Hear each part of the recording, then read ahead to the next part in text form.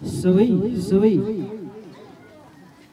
प्राणीको निमित्त सम्पूर्ण मानवहरूले पालना गर्नुपर्ने यो एक किसिमको सील हो, एक किसिमको नियम हो, जसलाई पालना गर्नाले हामीले आफ्नो जीवनलाई मात्रै होइन समस्त प्राणी जगतलाई समेत हामीले सुख प्रदान गर्न सकिने यी मार्ग तथागत बुद्धले हामीलाई दिनुभएको छ र हामीले यसलाई अपनाउनु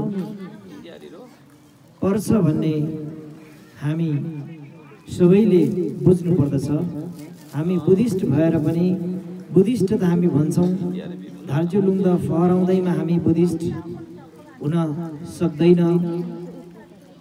हामी बुद्धिस्टको कोखमा जन्मेर मात्रै पनि हामीले बुद्धिस्ट भन्न लायकको हामी हुँदैन र वास्तविक रूपमा हामी बुद्धिस्ट हुनको निमित्त अहिले जुन हामीले ग्रहण गर्यौं त्रिरत्नको शरण गमन गरेर हामीले यी पञ्चशीललाई चाहिँ पालना गर्न सक्यौं भने अनि मात्रै हामी बुद्धिस्ट भन्न लायकका हुन्छौं र वास्तविक रूपमा हामी बुद्धिस्ट त्यो बेलामा हुन्छ। त्यसकारणले गर्दाखेरि हामीले चाहिँ यो पाँचवटा नियमलाई आफ्नो जीवनमा लागू गराउनु पर्दछ र त्रिरत्नलाई चाहिँ हामीले आफ्नो शरणदाताको रूपमा स्वीकारेर शरणगमन हामी गर्नुपर्ने हुन्छ अनि मात्रै हामी वास्तविक रूपमा बुद्धिस्ट हुन सक्छौँ। र कतिपयले चाहिँ हामी त्रिरत्नलाई आफ्नो शरणदाताको रूपमा पनि हामीले स्वीकारेका हुन्छौँ, शरणगमन गर्छौँ, हामीले सीलहरू पनि हामीले ग्रहण गरेका हुन्छौँ, तर व्यावहारिकतामा त्यो कुरा हामीले पालना गरिराखेका हुँदैनौँ। कतिपयले एउटै पनि पालना गरेको हुँदैनौँ, कतिपयले एक दुईवटा पालना गरिराखेको हुन्छौँ, कतिपयले धेरै सील ग्रहण गरेको हुन्छौँ, तर पालना गर्ने क्रममा चाहिँ हामी एकदम थोरै मात्रै हामीले पालना गरिराखेको हुन्छौँ। हामी त गर्व त गर्छौँ कि हामी यति सील धारण गर्ने यस्तो किसिमको चाहिँ हामी व्यक्ति हो भनेर हामी गर्व त गर्छौँ, तर व्यावहारिकतामा हामी पञ्चशीलको नियममा पनि हामी बस्न सकिराखेको हुँदैनौँ।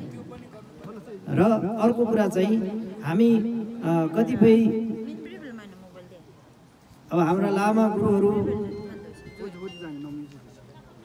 हामी पनि अब चुकिराखेको हुन्छौँ। कहाँ चुकिराखेको हुन्छौँ त भन्दाखेरि हामी बुद्धको मूल दर्शनतिर भन्दा आजकल हामीले पाएको कुरा के हो त भन्दाखेरि जुन पूजा विधि छ पूजा विधिमै अल्झिराखेको हुन्छौँ। पूजा कसरी चढाउने,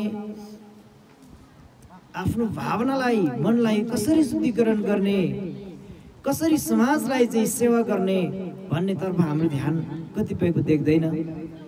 त्यो हामीले चुकिराखेको चाहिँ कुराहरू हो।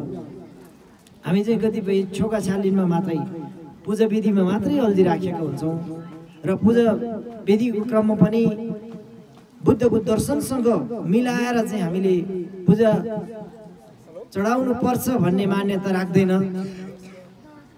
हाम्रो परम्परा अनुसार अथवा मलाई सिकाउने गुरुले मलाई जे चढाउनु भनेर सिकाएको छ त्यसलाई आँखा बन्द गरेर हामी चढाइराखेको हुन्छौँ। त्यस क्रममा हामी बुद्ध भन्ने लायकका पनि हामी बनेका हुँदैनौँ कतिपय कुराहरूमा।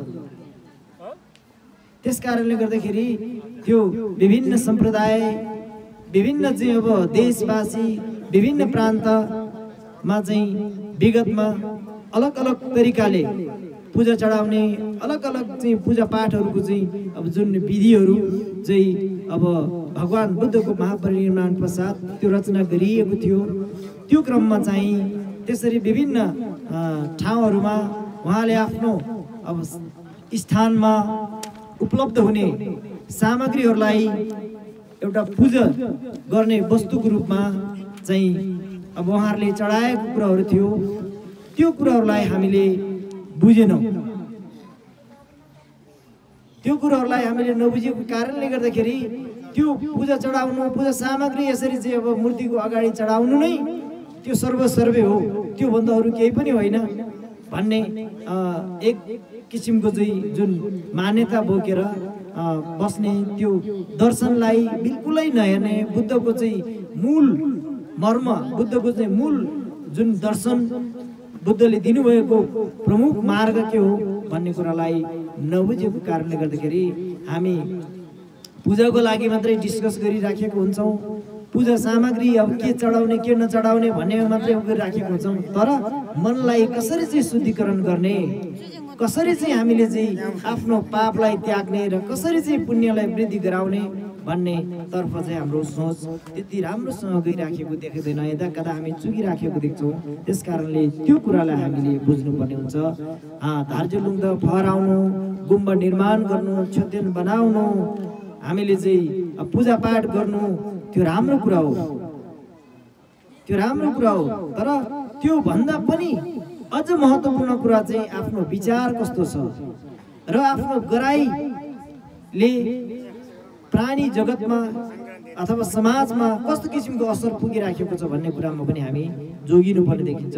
र कतिपय व्यक्तिहरू चाहिँ अब स्वयंले बुझेर पनि आफूले जीवनमा लागू गराउन नसकेको, आफू स्वयंले पालना गर्न सके तापनि समाजमा चाहिँ अब अरूलाई भन्नको निमित्त अलिकति हिचकिचाएका देख्छौँ। त्यस कारणले गर्दाखेरि म चाहिँ के भन्न चाहन्छु भने हामीले जाने बुझेको, हामीलाई थाहा छ, हामीलाई थाहा छ मासु खाने व्यक्तिलाई मासु नखा भन्दाखेरि चित्त दुख्छ, त्यो बेलामा हाम्रो खण्डन हुन सक्छ। हामीलाई थाहा छ जाँड खाने व्यक्तिलाई नखानु भन्दाखेरि उसलाई चित्त दुख्छ, रिस उठ्न सक्छ, हाम्रो खण्डन हुन सक्छ। खाने व्यक्तिलाई, पिउने व्यक्तिलाई उहाँको चाहिँ विचारसँग मिल्ने कुरो, वाह तपाईँले बडो राम्रो गर्नुभयो भनिदियो भने वाह वाह र ताली आउन सक्छ, त्यो पनि हामी बुझ्छौँ। तर वाह वाह र ताली आउनु मात्रै, हामीलाई मान्नु मात्रै ठुलो कुरो होइन। सत्य तथ्य कुरालाई हामीले समाजमा चाहिँ सम्प्रेषण गर्नुपर्छ, त्यो ठुलो कुरा हो। किनभने जस्तै कि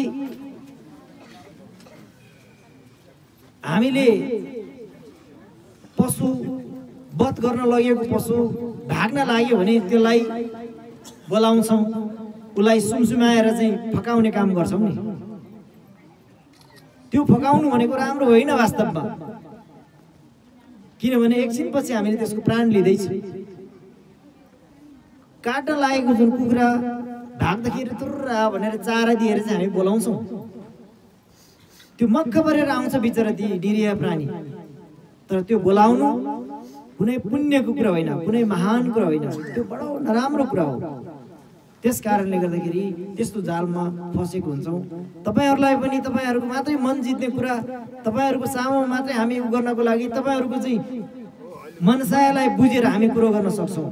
त्यो बेलामा हाम्रो प्रशंसा हुन सक्छ, वाह फलाने त हाम्रो त बडो राम्रो गुणगान गाउनु भयो, उहाँ त बडो राम्रो मान्छे। तपाईँहरूले पनि भन्नु होला, तपाईँहरूको विचारसँग मिल्ने कुरो मात्रै मैले गरेँ भने तपाईँहरूले पनि मलाई राम्रो भन्नु होला, तपाईँहरूको स्याबासी पनि पाउला, तपाईँहरूको वाह वाह पनि मैले पाउला। तर मैले तपाईँहरूको वाह वाह पाएर म एकछिन उफ्रिउँला, न त्यो कुराले मलाई फाइदा गर्छ, न त्यो कुराले चाहिँ तपाईँहरूलाई नै फाइदा गर्छ। त्यस कारणले त्यसरी हामीले समाजलाई चित्त बुझाउने र समाजलाई उफ्राउनेतिर मात्रै जोड गरेर पनि त्यो कुनै उपलब्धि हुँदैन हाम्रो निमित्त। त्यस कारणले हामीले जहिले पनि तितो हुन्छ, तितो सत्य हो। त्यस कारणले भगवान बुद्धले दिनुभएको पञ्चशील कतिपय कुरालाई हामीले जुन पहिल्यैदेखि अपनाइराखेको, हामीले मिठो मानेर खाइरहेको पिइरहेको वस्तुहरूलाई नपिउनु नखानु भनेर चाहिँ सिधा भन्दाखेरि हाम्रो मनमा चसक्क लाग्छ, यो गुरु चाहिँ काम रहन्छ पनि भन्छ कतिपय ठाउँमा। अनि जो चाहिँ आएर खाइराखेको मान्छेले वाह खानुपर्छ नि, हाम्रो जातले पाएको, हाम्रो धर्म संस्कार भनेको यही हो नि, हाम्रो संस्कार परम्परादेखि चलि आएको यही संस्कार हो, खानुपर्छ, खाना पाउनुपर्छ। विभिन्न चिजहरू अब विभिन्न प्रकारको चाहिँ अब मासुजन्य पदार्थहरू सबै खानुपर्छ, पाउनुपर्छ। त्यो राज्यले चाहिँ कतै प्रतिबन्ध लगायो, कुनै जातले कुनै धर्मले प्रतिबन्ध लगायो, त्यसको प्रतिकार गर्नुपर्छ भन्यो भने हामी मक्ख पर्छौँ। तर त्यसले हाम्रो भविष्य सिद्ध्याइराखेको हुन्छ। जसरी एउटा बल्छीमा के अरे मासुहरू कुनै किराहरू चाहिँ उनेर दिँदाखेरि चेरोलाई चापे न्यामी च्याकी सिङ भनिन्छ। न्यामो भनेको चाहिँ अब माछा है, न्या भनेको चाहिँ जसरी अब स्वादको लोभमा फस्दाखेरि माछा चाहिँ बल्छीमा उनिन्छ, त्यसै गरेर यो मिठो फुल जस्तो देखेर यहाँ चाहिँ अब बत्तीमा होमिँदाखेरि पुतलीले आफ्नो जीवन त्यही समाप्त पार्छ। हो त्यस्तै गरेर हामी पनि यो मिठो मान्ने वस्तुहरूलाई हामी त्यो लोभमा फसेर चाहिँ हामीले त्यसलाई सेवन गर्ने हो भने हाम्रो पनि त्यस्तै दुर्गति हुने भएको कारणले गर्दाखेरि हामीले तपाईहरुलाई मिठो नलागे पनि हामीले भन्ने गर्छौं र त्यो भन्नुपर्छ भन्ने हामी मान्यता राख्छौं। कतिपय गुरुहरु चाहिँ भन्दैन, समाज भाडिन्छ भनेर चाहिँ अब समाजले अब जे पचेको अब जे भन्दाखेरि समाज खुसी हुन्छ त्यही भन्नुपर्छ भनेर त्यो मात्रै गरिराखेको देख्छ कतिपय।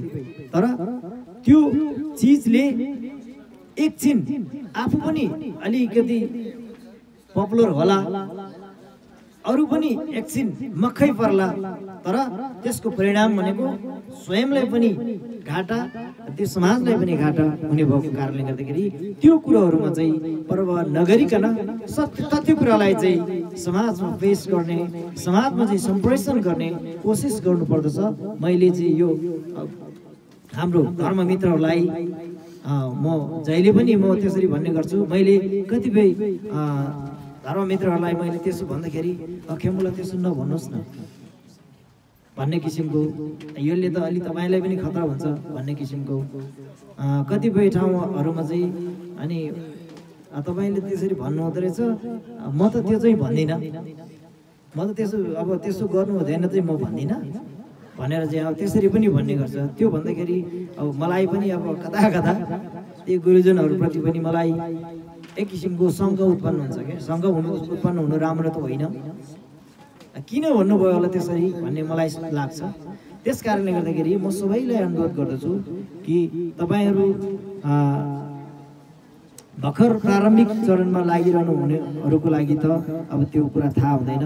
जसले समाजको नेतृत्व गरिराखेको हुन्छ त्यो व्यक्तिहरुले चाहिँ आफूले बुझेको सत्य कुरा छ भने त्यहाँ चाहिँ समाजमा यो चाहिँ के भन्छ, यो कुरा चाहिँ अब नपच्लागी भनेर त्यसलाई लुकाएर राख्यो भने चाहिँ अनि त्यो सदा लुकेर रहन्छ, किनभने हाम्रो जीवन अनित्य हो।